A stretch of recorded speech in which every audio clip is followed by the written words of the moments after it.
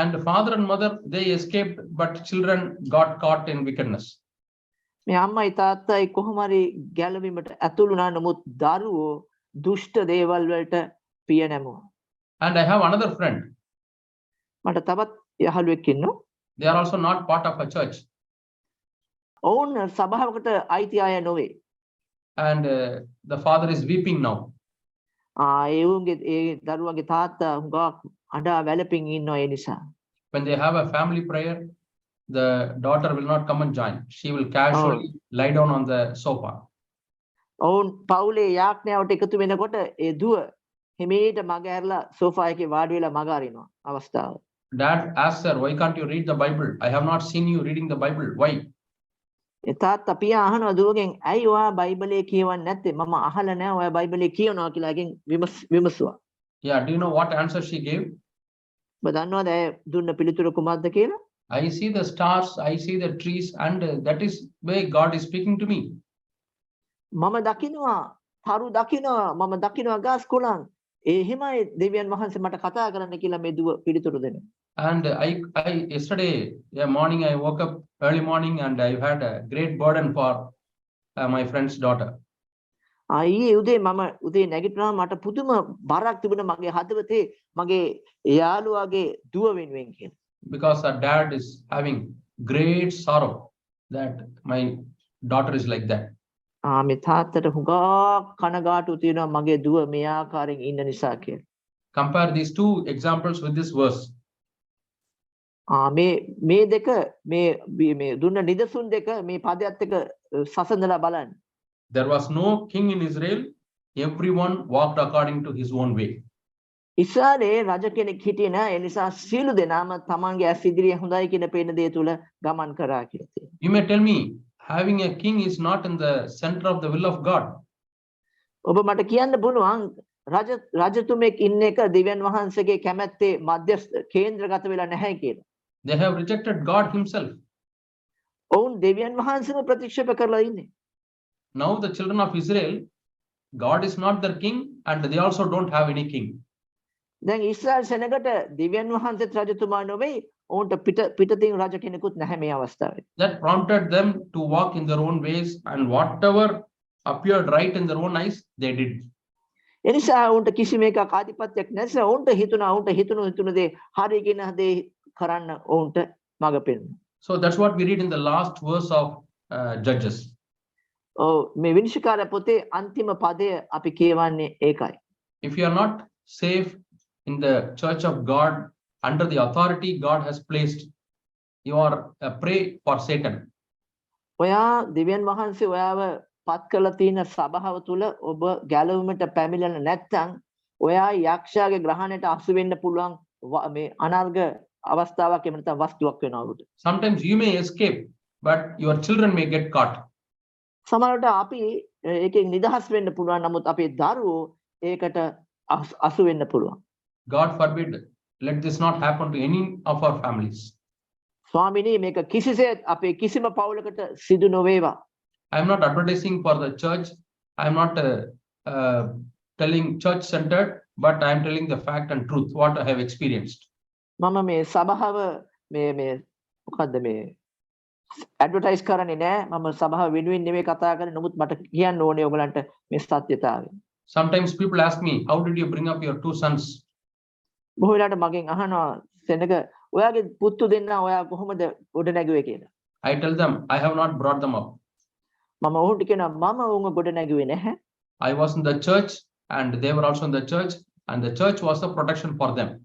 මම සභාවේ හිටියා ඔවුනුත් සභාවේ හිටියා සභාව තමයි ඔවුන්ට මේකෙන් ගැලවීමට එන්නත් මේ හැමදේම ආරක්ෂා වෙන සභාවෙන්. Church may not have very intellectual people and high class people. සභාවේ බොහෝ වෙලාවට හොඳට ඉගෙනගත්තු අය එහෙම නැත්නම් නාමයක් තියෙන වැදගත් සෙනග නොඉන්න පුළුවන්. But you can find God fearing people and humble people in the church. නමුත් ඔබට දේව භක්තිය ඇති සෙනගත් යටහත් සෙනගත් සභාව තුල ඔයාට සොයා ගන්න පුළුවන්. Those who love the Lord, those who love the word of God. දෙවියන් වහන්සේට ප්‍රේම කරන දේව වචනයට ප්‍රේම කරන සෙනග ඔබට හොයා ගන්න පුළුවන් සභාවේ. And when your children move with them and see them, their role models, and they get some faith and they get the confidence to follow the Lord.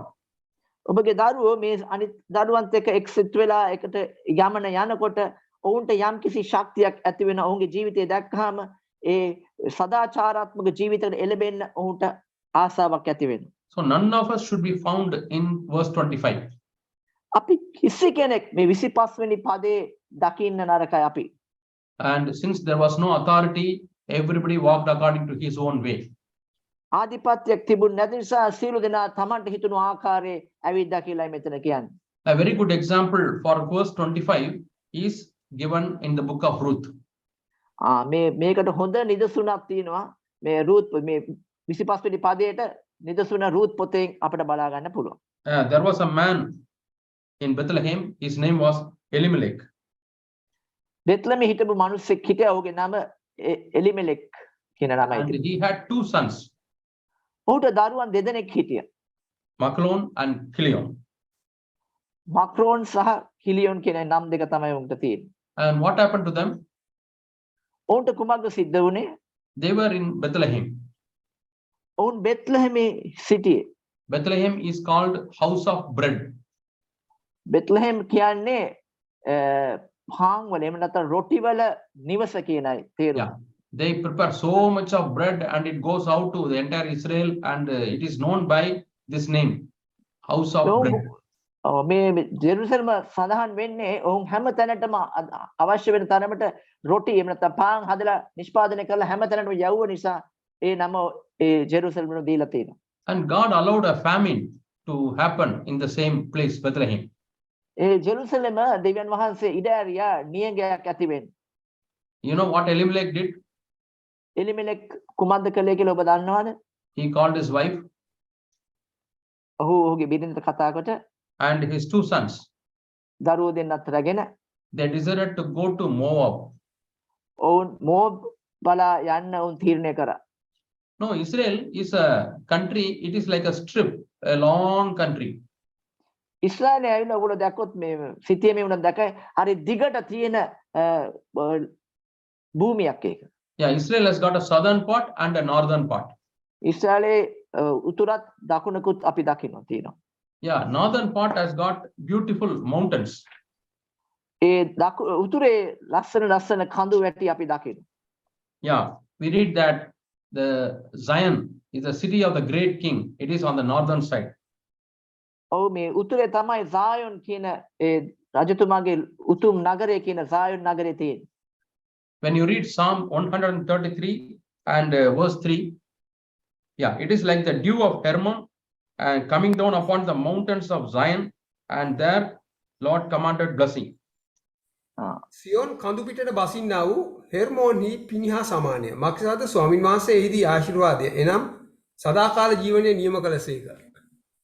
So that means a part of Israel is still fertile. ඒ කියන්නේ ඉස්රායලේ යම් කොටසක් තාමත් මේ හොඳට මේ ධාන්‍ය වැවෙන ප්‍රදේශයක් වෙලා තියෙනවා. Yeah, but they didn't decide to go to the northern part of Israel.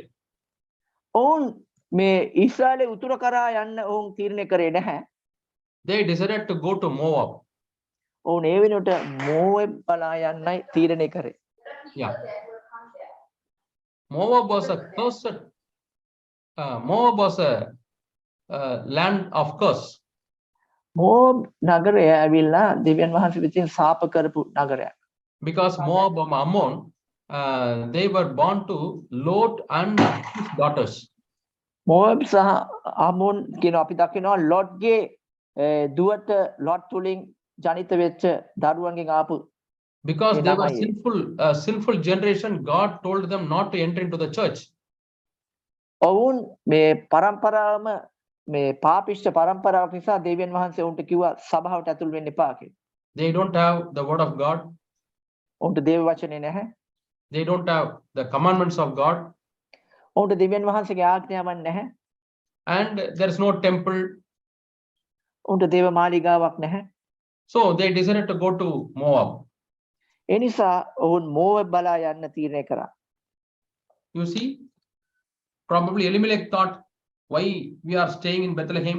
Every Saturday we have to go to the temple, we have to sacrifice, we have to follow the commandments of God. Let us escape to Moab. එනිමෙලක් හිතන්නේ නැති අපි මොකටද මේ ජෙරුසලමේ ඉන්නේ අපිට හැමතිස්සෙම හැම සෙනසුරාදාම සභාවට යන්න වෙනවා අපිට මේ මෙතන දෙයක් නැහැ ඒක නිසා අපි මෙතන නිදහස් වෙලා මොවබ් වලට යන් කිසි කරදරයක් නැහැ එතන කිය.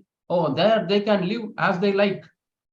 මොවබ් වල අපිට ඕන ආකාරයක අපිට ජීවත් වෙන්න පුළුවන්.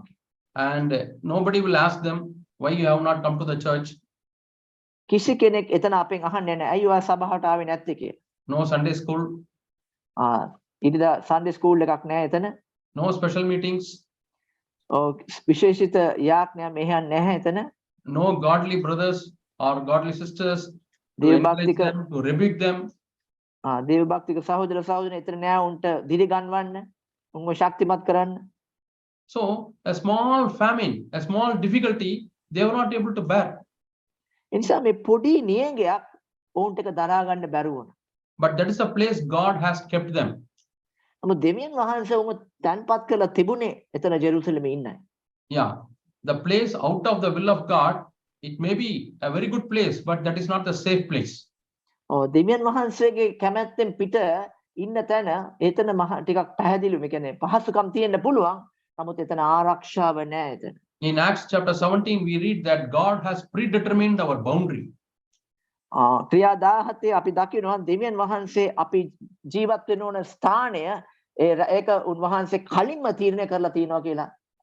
ක්‍රියා 17. Yeah, God has kept a boundary for us, which is the safe fence like. දෙවියන් වහන්සේ අපි වටා මායිමක් දාලා තියෙනවා හරියට වැටක් වගේ. Are you happy to stay in the place where God has kept you? ඔයා කැමතිද දෙවියන් වහන්සේ ඔයාව තියලා තියෙන තැන ඉන්න? Maybe spiritually God has joined you with some brothers and sisters in the church. සමහරක් වෙලාවට දෙවියන් වහන්සේ ආත්මිකව ඔයාව සභාවේ සහෝදර සහෝදරයන් එක්ක එක්රස් කරලා ඇති. Everything may not be perfect in the church. හැම දෙයක්ම සභාවේ හරියාකාරව සිදු නොවෙන්න පුළුවන්.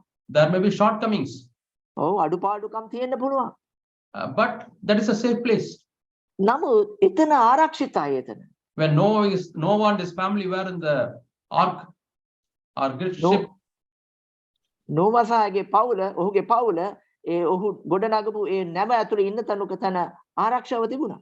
Definitely it was not like the modern air conditioned ship. අනිවාර්යයෙන්ම අද තියෙන නැව වගේ හැමදේම සැප පහසුකම් තියෙන එයා කන්ඩිෂන් තියෙන නැවක් නෙවෙයි ඒක. All kinds of animals were there. ඔව් අපි දකිනවා හැම වර්ගයේම සත්තුත් එක්ක තමයි ඔවුන්ට ඉන්න සිද්ධ වුණේ All නැවේ. kinds of birds were there with the droppings.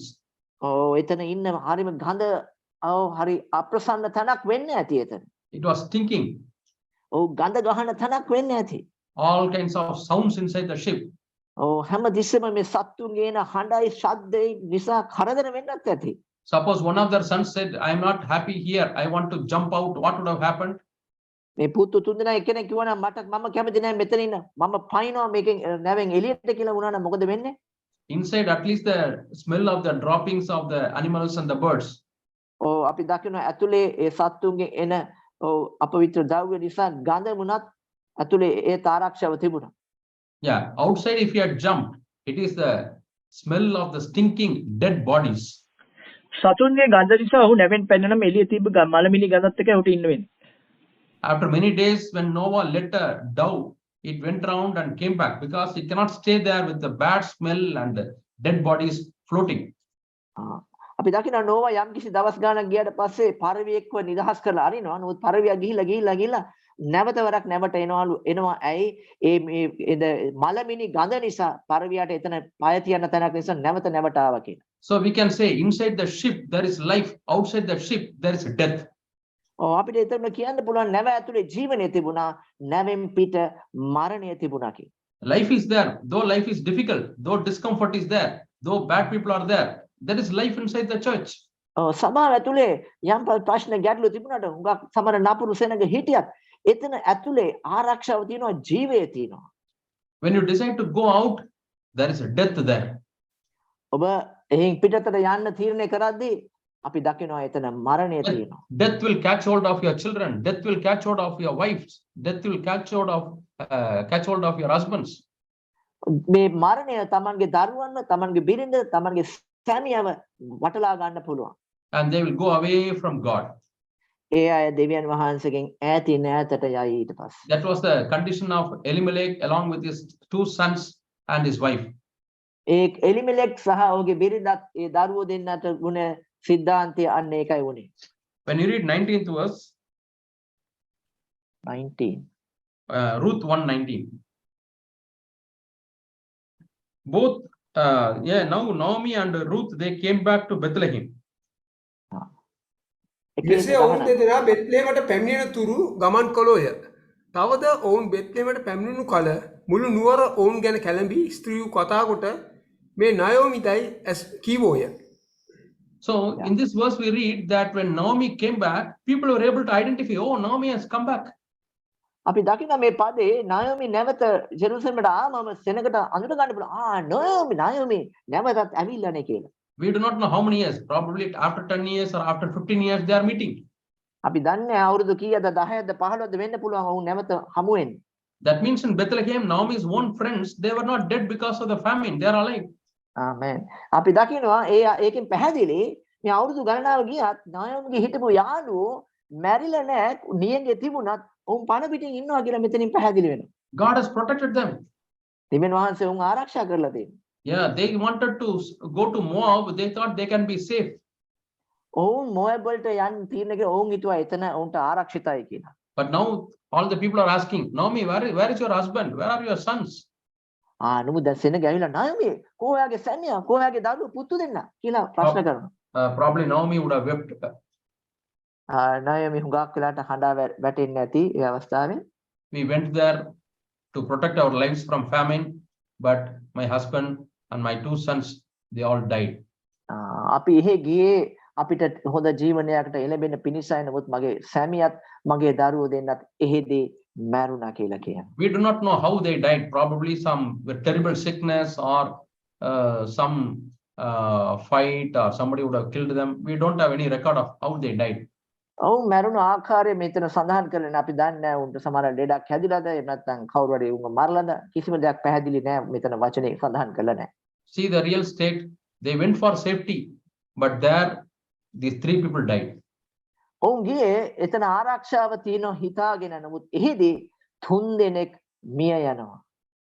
So a life without a king is really a very bad life. එනිසා රජ කෙනෙක් නැතුව ජීවයක් හරිම භයංකාර ජීවනයක්. Like a king and like authority, God has given many responsible people above us. හරියට රජ කෙනෙකුට වගේ දෙවියන් වහන්සේ ආධිපත්‍ය දුන්නා වගේ අපිටත් ඉහළින් දෙවියන් වහන්සේ ආධිපත්‍ය තියෙන වගකීම් දරන අයට ඒ අවස්ථාව දීලා තියෙනවා. For every wife, God has given you authority, who is your husband. සෑම බිරිඳකටම එයාට ආධිපත්‍යයක් කියන සැමියෙක් දෙවියන් වහන්සේ එයාට දීලා තියෙනවා. Are we thanking God? Are we thankful for them? අපි දෙවියන් වහන්සේට ඒ වෙනුවෙන් ස්තුතිවන්ත වෙනවද? ඔහු වෙනුවෙන් ස්තුතිවන්ත වෙනවද? Or you want to jump out of that place? ඔබට එතනින් පැනලා යන්නද අවශ්‍යතාවය තියෙන්නේ? In the same way, church, God has kept you, or the fellowship, God has kept authority so that you can be protected. එලෙසම සභාවේ අපි දකිනවා දෙවියන් වහන්සේ අපිව ආරක්ෂාව ලැබෙන පිණිස උන්වහන්සේ ආධිපත්‍ය දීලා වැඩිමහල්ලන්ට එහෙම ආධිපත්‍ය දීලා අපිව ආරක්ෂා කරන පිණිස ඒ ආධිපත්‍ය දීලා තිනවා. One brother left our church, young brother. එක තරුණ සහෝදරයෙක් අපේ සභාව අතහැරලා ගියා. And he was very critical of the responsible brothers there in the church. ආයි සභාවේ වැඩිමහල්ලන් වගකීම් දරන අය ගැන ඔහු ඉතා විදිහට ඔහු පිළිගන්නේ නැතුව විවේචනය කරමින් සිටියා. And he went out and he married a non-Christian girl. එළියට ගිහිලා කිතුණුවෙක් නොවන නොහැදිලිවන්ත සහෝදරියෙක්ව කසාද බැන්දා. And after that he realized that wife's parents are witchcraft people. ඉන්පසුව ඔහුට දැනගන්න ලැබුණා ඔහුගේ බිරිඳගේ දෙමව්පියන් මන්තර ගුරුකම් හෝනියම් වැනි දේවල් කරන පුද්ගලයින් කියලා. Gone away from the Lord, he started drinking, smoking, and his mind went out of control. ඔහු ඒ නිසා දෙවියන් වහන්සේගෙන් ඈත් වෙලා ඔහු බීමත් කමටත් එක එක දේවල් වලට ගිහිලා ඔහුගේ මනස සම්පූර්ණයෙන්ම විකෘති වුණා. Attempted suicide. ඔහු දිවිනසා ගන්නද උත්සාහ කරා. So all those things, one after the other, one after the other, one after the other, evil came because they were not protected. මේ හැම දෙයක්ම එකක් පිට මේ ඔක්කොම දුෂ්ට දේවල් ආවේ ඇයි ඔහුම ආරක්ෂාව නැති තැනකට ගිය නිසා. Now Naomi decided to come back to Bethlehem. අපි දකිනවා නොයමි නැවතත් ජෙරුසලමට එන්න බෙත්ලෙහෙමට එන්න තීරණය කරා. And we also read in the book of Jeremiah, Jeremiah පොතේත් අපි දකිනවා and in many places, God says, බොහෝ තැන්වල දෙවියන් වහන්සේ සඳහන් කරනවා if you return, I will take care. නුඹ නැවත එනවා නම් මම නුඹට ආරක්ෂාව දෙන්නම් කියලා. The prodigal son went out away from his father's house. අකීකරු පුත්‍රයා අපි දන්නවා ඔහුගේ පියාගේ නිවසෙන් ඈතට ගියා කියලා. But when he returned, when he decided to return to his father's house, the father ran and embraced him, kissed him, gave him ring and shoes and dress and a big feast. අපි දකිනවා ඔහු නමුත් නැවත පියා ළඟට එන්න තීරණය කරද්දී මගදීම තාත්තා දැකලා දුවලා ගිහිලා ඔහුට ඔහුගේ අතේ තියෙන මුද්දත් සපත්තුත් නව වස්ත්‍රකුත් දීලා ලොකු පාටියක් දැම්මා කියලා අපි දකිනවා. Might be Naomi, when she was with her husband and children, she would have told, let us go back to Bethlehem. Here, I don't like this life. Let us go back to Bethlehem. She would have called them. නායමි බොහෝ වෙලාවට කියන්නේ නැති යගේ සැමියාට මම කැමති නෑ මෙතනට මේක ප්‍රශ්න කරන අපි යමු නැවතත් බෙත්ලෙහෙමට යමු කියලා කියන්නත් ඇති සමහරක් වෙලට. But children and father, they started enjoying the world and the sinful pleasures in Moab. Nobody is controlled. They refused to come back. නමුත් මොයබ් වල කිසිම පාලනයක් නැති ඔවුන් පාපිෂ්ඨ ලෝකයකට ඔවුන් ඇබ්බැහි වුණා කියලා අපි දකිනවා. So they all died. ඔවුන් තුන්දෙනාම එහෙ මිය යනවා. Might be because of the small desire Naomi had that she wanted to come back to Bethlehem. God brought her back to Bethlehem. බොහෝ වෙලාවට අපි හිතා ගන්න පුළුවන් නායමිට නැවත බෙත්ලෙහෙමට එන්න අවශ්‍යතාවය තිබුණ නිසා දෙවියන් වහන්සේට එන්න මඟ සැලසුවා කියලා. Yeah. She heard that the Lord is meeting his people in Bethlehem. ඇයට අහන්න ලැබුණා දෙවියන් වහන්සේ බෙත්ලෙහෙම ඉන්න සෙනගට ආශිර්වාද කරනවා කියලා. Yeah, we read in the 6th verse.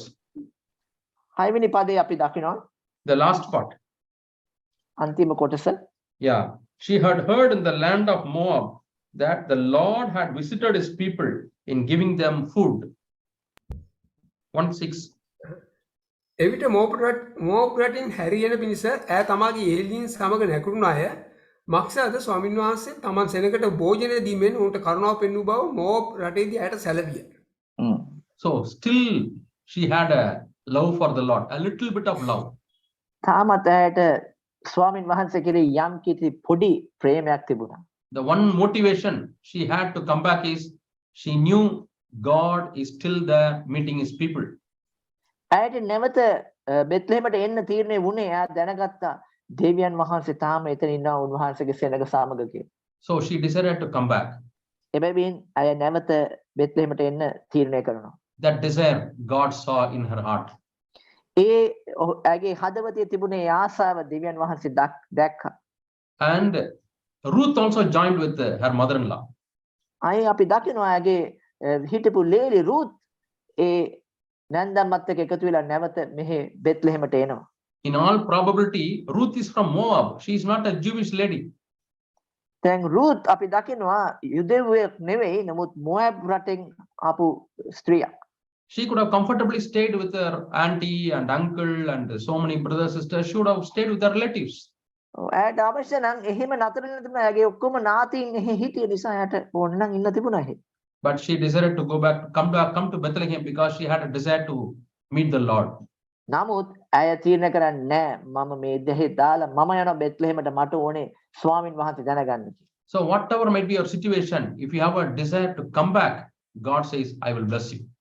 ඔබ මොන තරාතිරමක මොන ප්‍රශ්නක හිටියත් ඔයා තීරණය කරනවා නම් මම නැවත හැරලා යනවා කියලා දෙවියන් වහන්සේ ලෑස්ති ඔබ පිළිගන්න. God is quietly preparing a man called Boaz and his land and the wheat, everything God is preparing, food and protection, silently planning. දෙවියන් වහන්සේ නිශ්චලව හිමීට පිළිල කරනවා බෝයස් කියලා කෙනෙකුත් එතකොට එතන වතුත් ඒ කුඹුරු ඔක්කොම මේගලන්ට ජීවත් වෙන අවශ්‍ය සියලු දේ දෙවියන් වහන්සේ ප්ලෑන් කරලා ඉවරයි. If we had backslidden in our lives, like going from Bethlehem to Moab, if we decide to come back, God plans everything for you.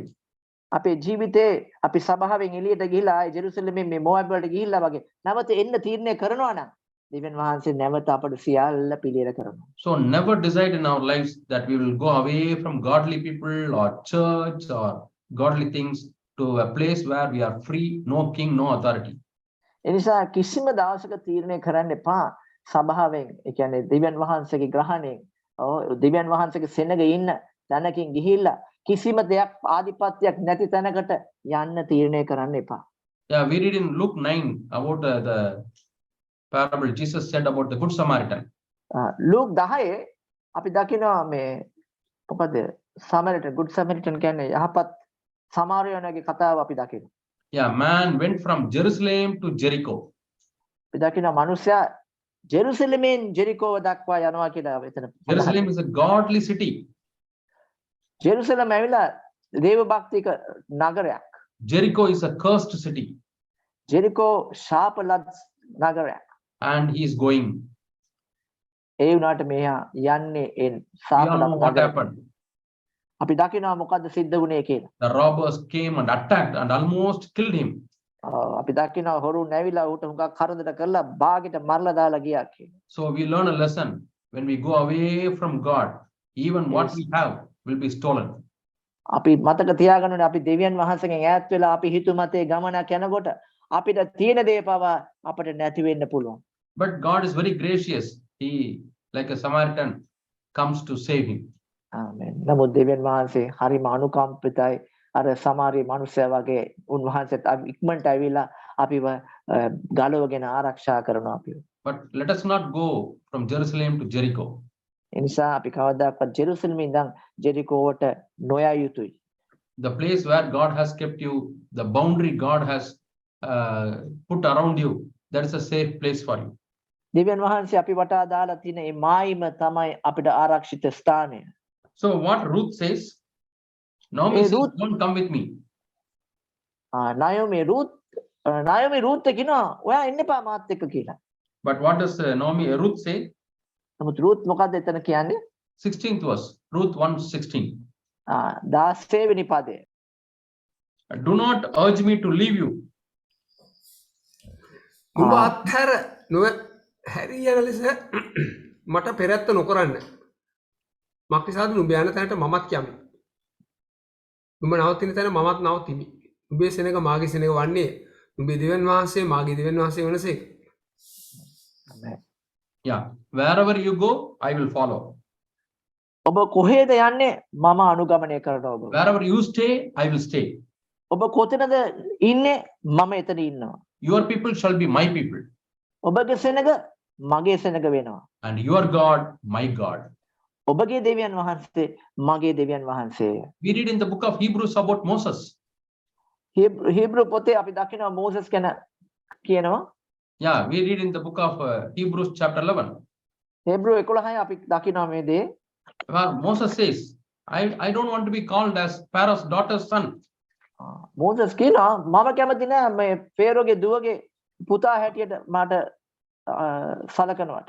Yeah, even if I have to suffer, I will choose my brothers. මට මේ පීඩා තුලින් යන්න වුණත් මම මගේ සහෝදරයන්ව තෝරගන්නවා කියලා මේ මෝසස් කියනවා එතන. And he came out of Pharaoh's palace.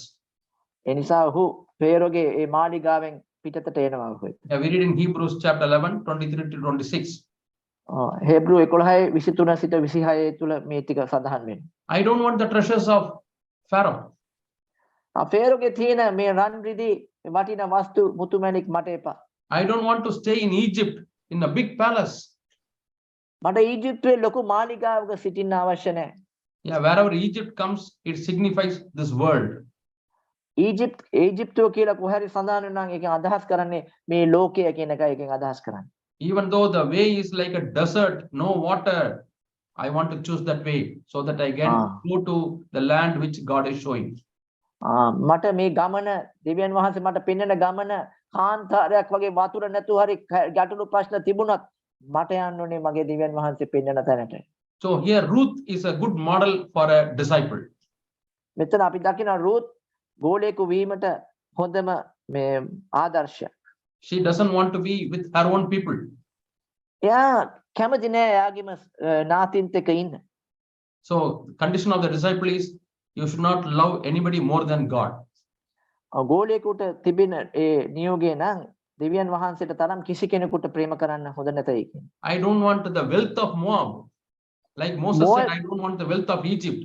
Yeah, Moses- love your possessions.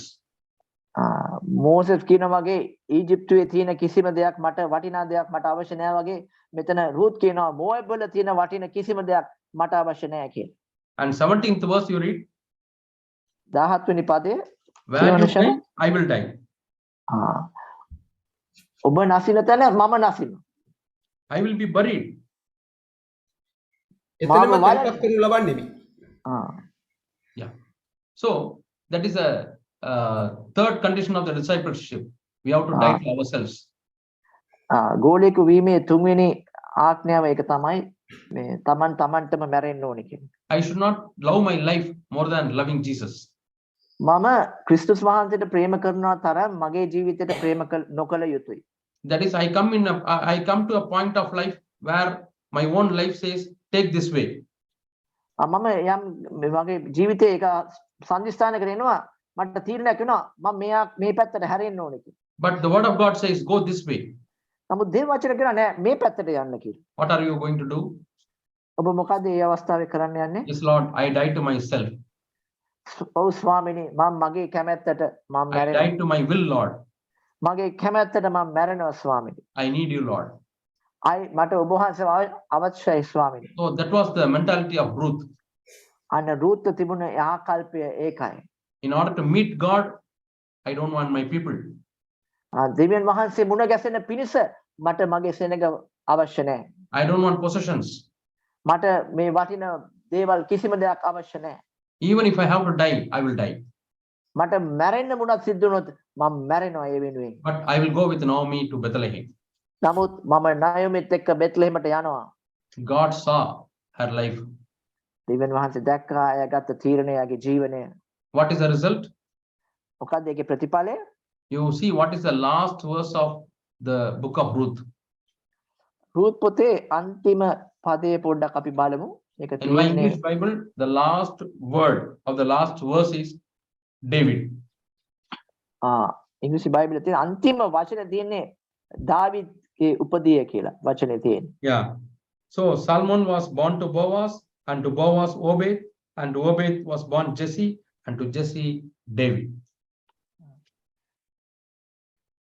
සාලමෝන් ඉපදෙවිය, සාලමෝන් බෝවෙස් ඉපදෙවිය, බෝවෙස් ඕබෙද් ඉපදෙවිය, ඕබෙද් යෙසෙස්සේ ඉපදෙවිය, යෙසෙස්සේ දාවිද් ඉපදෙවිය. And David was a man after God's own heart. අපි දකිනවා දාවිද් දෙවියන් වහන්සේගේම හදවත ඇති මිනිසෙක් කියලා අපි දකිනවා. And Jesus is called a son of David. යේසුස් වහන්සේට ආමන්ත්‍රණය කරන දාවිද්ගේ පුත්‍රයා කියලා. Did you see how close Ruth has come to Jesus? දැන් ඔබට පේනවද රූත් කොච්චර යේසුස් වහන්සේ ළඟට ඇවිල්ලාද කියලා මේ අවස්ථාවේ? Yeah, throne of David, we read, is a man after God's own heart. Who produced from Ruth came David. කොහොමද බලන්න දාවිද් ඇවිල්ලා රජ කරන්න රාජ මේක හම්බුණා මුලනේ බලන්න දාවිද් ආවේ මේ රූත්ගේ වංශයෙන් කියලා මෙතන සඳහන්. When the book of Ruth started, there was no king. People all went after their own way. රූත් පොත පටන් ගන්න කලින් අපි දකිනවා රජ කෙනෙක් හිටියේ නැහැ ආධිපත්‍යයක් තිබුණා මනුස්සය හිතු මතේ එහෙම ගියා කියලා එතන ආරම්භ කරන්නේ. But how does the book of Ruth ends? නමුත් රූත් පොත අවසාන වෙන්නේ කොහොමද? There came a king who gave protection to his people. He brought them back to God. අන්න රජ කෙනෙක් ආව දාවිද් කියලා ඔහුගේ සෙනගට ආරක්ෂාව දෙන්න නැවත සෙනග ඊශ්‍රායලට ගෙනාවා කියලා අපි දකිනවා. When you read in the book of Kings and Chronicles, අපි රාජාවලියත් ලේකම් පොතත් අපි කියවද්දී for every king, the comparison is David. සෑම රජකටුගුණම සංසන්දනය කරන්නේ කාත් එක්කද දාවිත් එක්ක. This king did not walk according like David. එතන සඳහන් මේ රජතුමා දාවිත් වගේ ඒ ආකාරයෙන් ඇවිද්දේ නැහැ කියන. Or when you read about Josiah and other good kings, they followed the Lord like his ancestor David, King David. ජොසායා වගේ අය රජවරු ගැන කතා කරනකොට ඒගොල්ලෝ කියනවා ජොසායා ඔහුගේ කලින් හිටපු රජකවගේ දාවිත් වගේ ඔවුන් ඇවිද්දා කියලා දකිනවා. Of course, David had lot of shortcomings, කෙසේ වුණත් අපි දකිනවා දාවිත් හුඟක් අඩුපාඩුකම් තිබුණා. but he had a humble heart. නමුත් ඔහුට හුඟක් යටහත් හදවතක් තිබුණා. He wanted to listen to God. ඔහුට අවශ්‍යතාවය තිබුණා දෙවියන් වහන්සේට සවන් දෙන්න. Lord, search my heart and know my thoughts, ස්වාමිනේ මගේ හදවත සෝදිසි කරලා මගේ සිතුවිලි හොයලා and දෙන්න. see if there is any wicked way and lead me in the path of righteousness. බලන්න ඒ තුල යම් කිසි පොඩි දුෂ්ටකමක් හරි තියෙනවද කියලා බලලා මාව හරි මාර්ගයේ මඟ පෙන්වන්න මට ගමන That යන්න. was his prayer. අන්න ඒකයි ඔහුගේ යාඥාව වූයේ. He wanted to build a temple for God. ඔහුට අවශ්‍යතාවය තිබුණා දෙවියන් වහන්සේට මාලිගාවක් ගොඩනගන්න. He brought back the Ark of Covenant. ඔව් අපි දකිනවා ඒ මණ්ඩපය ඔහු නැවත වරක් ඊශ්‍රායලට රැගෙන ආවා කියලා. He said, I will not lie down on the cot made of cedar wood. I will lie down on the floor because the ark of the Lord is on the heat sun and it is in the dew. මේ මණ්ඩපය තියෙන්නේ අවුවේ තැනක වෙන තැනක නිසා ඔහු කියනවා මං ඇඳක නිදාන්නේ නෑ මං බිම නිදනවා කියලා ඔහු ඒ වගේ තීරණයක් ගත්තා. He had such a passion and love for God. ඒ තරම් ඔහුට පුදුම ආසාවක් සහ ප්‍රේමයක් තිබුණා යේසුස් වහන්සේ කෙරෙහි. And who was the turning point? කවුද එතකොට මේ හැරෙන සම්දිස්ථානෙ වුණේ? From Judges, Ruth turned the table. විනිශ්චයකාරය පොතේ ඉඳන් අපි දකිනවා මේ රූත් තමයි මේ සියලු දේ නැවත හරි පැත්තට හැරෙව්වේ කියලා. It was the burden Ruth was carrying. අන්න රූත් තිබුණ ලොකුම බර අන්න ඒකයි. And the passion she had for God, she was instrumental in bringing David to this world. ඇයට දෙවියන් වහන්සේ කෙරෙහි තිබුණ ඒ ආසාව නිසා ඇය තුලින් මේ ලෝකෙට දාවිත් වගේ රජ කෙනෙක් ගෙනෙන්න ඇය මූලික වුණා. Hannah had a burden for the Lord. හනාටත් තිබුණා දෙවියන් වහන්සේ කෙරෙහි බරක්. She went to the temple of God and she was praying, Lord, give me a son, give me a child, give me a child. ඇය දේව මාලිගාවට ගිහිල්ලා යාඥා කරන පියාණනි දෙවියනි මට දෙන්න දරුවෙක් දෙන්න මට දරුවෙක් දෙන්න කියලා යාඥා කළා. That hours of prayer, days of prayer, months of prayer with the tears produced a great prophet Samuel. පැය ගණන් සති ගණන් මාස ගණන් කරපු යාඥාවේ ප්‍රතිඵලය තමයි උතුම් ප්‍රේරිත මේ ප්‍රපෝතෙක් වුණ සැමුවෙලට ලැබුණා.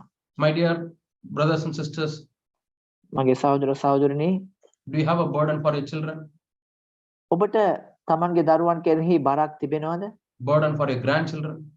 ඔයාගේ මුතුන් වෙන දරුවන්ගේ දරුවන්ටත් ඔයාට බරක් තියෙනවද? Do you come to God, Lord, please protect them. They want to be godly, Lord. I don't want lot of money for them, but they want to be spiritual, Lord. Please have mercy. දෙවියන් වහන්සේ ඇවිල්ලා කියනවා සමුදුනේ අනේ උන්ව ආරක්ෂා කරන්න උන්ව ගැලවීමට ගේන්න මට මුදල් අවශ්‍ය නැහැ ඒගොල්ලෝ වෙනුවෙන් මට ඔබ වහන්සේ උන්ව ගැලවීමට ගේන්න ආරක්ෂා කරන්න කියලා යාඥා කරනවා. Your prayers will be the rope tying your children so that they don't go into the world. ඔබගේ යාඥාව තමයි කඹයකින් වගේ දරුවන්ගේ කකුල් බැඳලා හරියට උන්ට ලෝකෙට යන්න බැරි වෙන අවස්ථාවක් වන්නේ. The prayerful lady Susanna produced John Wesley and Charles Wesley.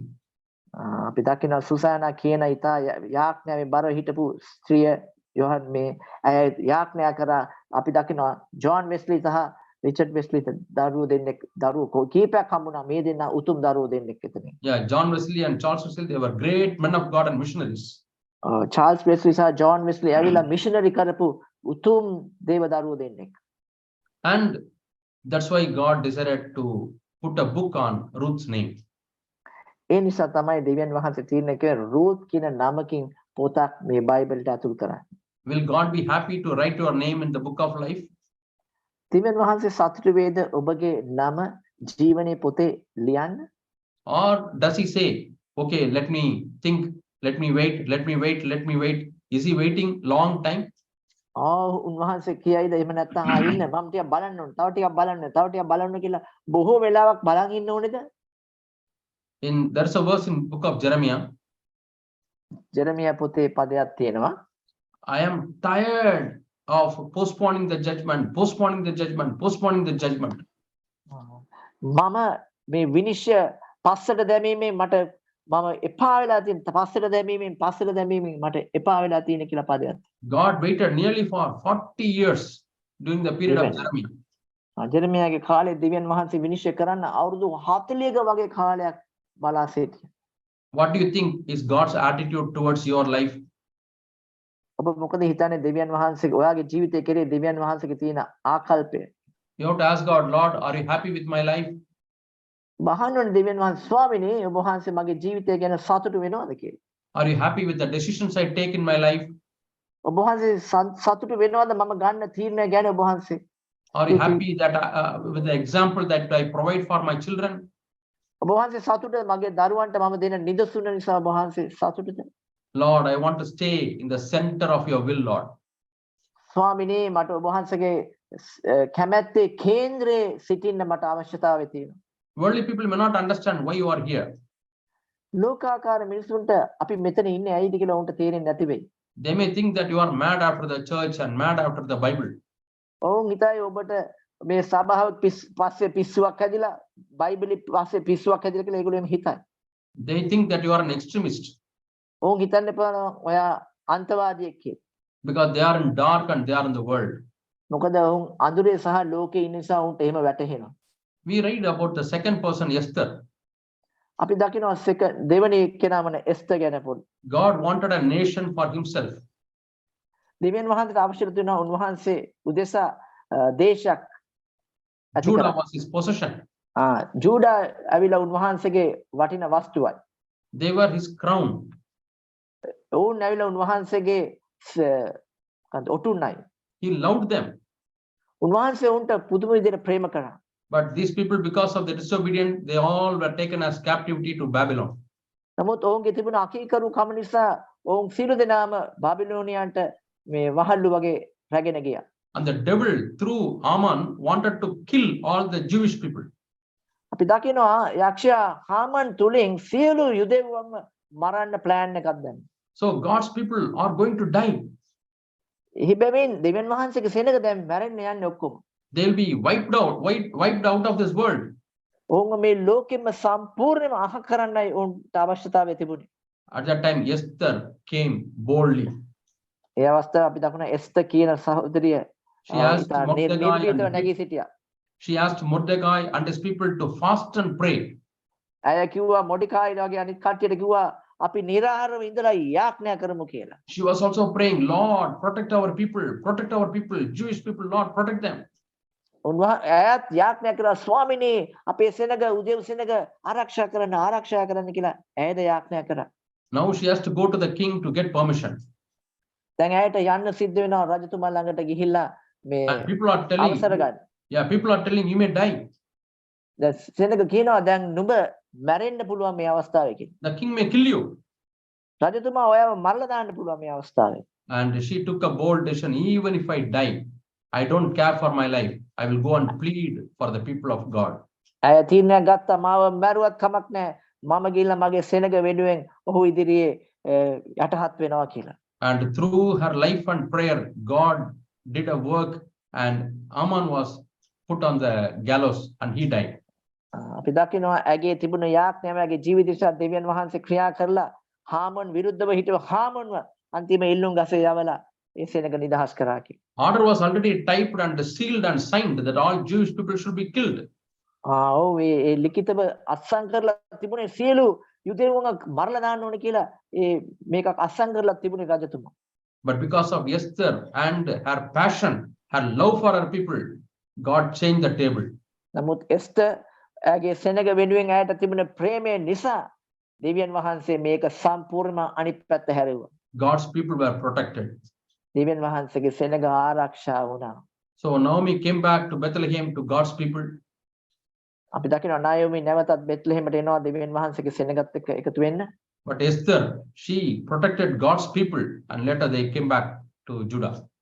අපි දකිනවා එස්තර් ඇය දෙවියන් වහන්සේගේ සෙනඟ ආරක්ෂා කරලා ජුදා සෙනඟ නැවත ගෙනාවා කියලා. So Esther also turned the table. අපි දකිනවා එස්තර් අර වගේම රූත් වගේම මේක අනිත් පැත්ත හරවුණා සම්පූර්ණයෙන්. That's why God has included Esther also in the Bible as one of the books. ඒ නිසා තමයි අපි දකින්නේ එස්තර්ගේ නමිනුත් දෙවියන් වහන්සේ බයිබලයේ පොතක් ඇතුළත් කරලා තියෙන්නේ කියන එක. Let us be challenged by these two people's lives. අපි මේ ස්ත්‍රිය දෙන්නගේ තියෙන ජීවිතයෙන් අපි ශක්තිමත් වෙමු. let us be under the authority God has given us. අපිට දෙවියන් වහන්සේ දීලා තියෙන ආධිපත්‍ය යටතේ අපි කීකරුව ගමන් කරමු. So that we, our family, and our children are protected in this very evil world. මේ නපුරු කුරිරු ලෝකේ අපේ දරුවන් අපේ භාර්යාවන් අපේ පවුල් ඔක්කොම දෙවියන් වහන්සේ තුළ ආරක්ෂා වෙන පිණිස. May God help every one of us to walk this way and to be a witness for God. දෙවියන් වහන්සේ අපි සියලු දෙනාටම නියම සාක්ෂියක් වෙන පිණිසත් මේ ආකාරයෙන් ඇවිදින පිණිසත් අපි සියලු දෙනාටම ආශිර්වාද කරත්වා. You can meditate, you continue to meditate on these two people's lives. ඔයගොල්ලෝ පුළුවන් තරම් මේ දෙන්නගේ පොත් දෙකේ කියවලා මෙනෙහි කරන්න පුළුවන් තරම්.